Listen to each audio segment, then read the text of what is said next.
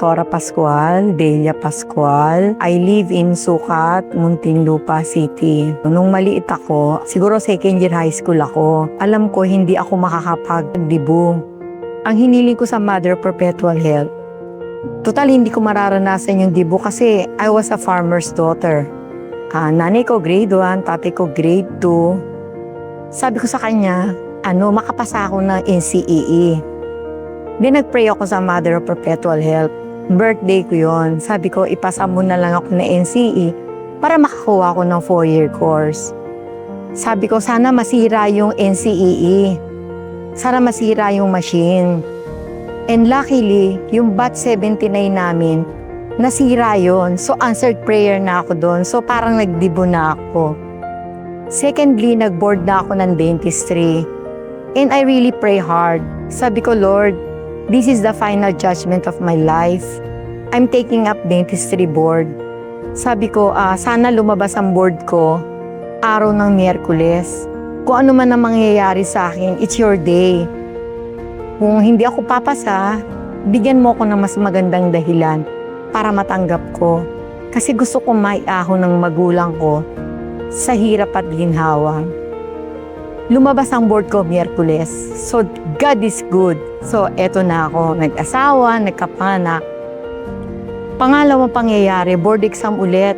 Yung anak ko, nangyari yan last year. Nagsisimba kami dito palagi. Nung unang kuha, hindi siya pumasa. Pangalawa, pumasa na siya. Nangyari to the day before the board exam. Dentistry din. Alas 2 sa madaling araw, yung anak ko ginising niya ako. Babae siya, sabi niya, Mami, pumunta tayo sa Baclaran. Sabi ko, bakit? Sabi niya, nakita ko yung Mama Mary sa kama ko, sa bubong, nagpakita siya.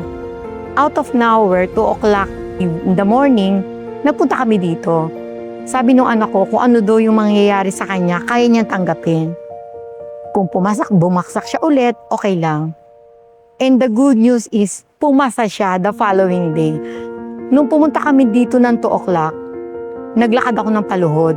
Talagang naglakad ako ng paluhod.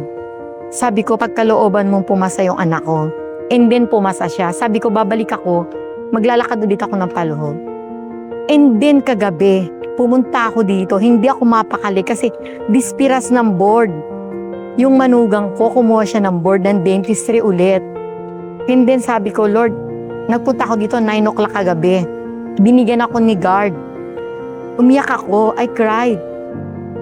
And then, yung sampagita, ang ginawa ko, yung pangalan ng manugang ko, tsaka yung number niya, inikot ko sa sampagita, isinabit ko lahat.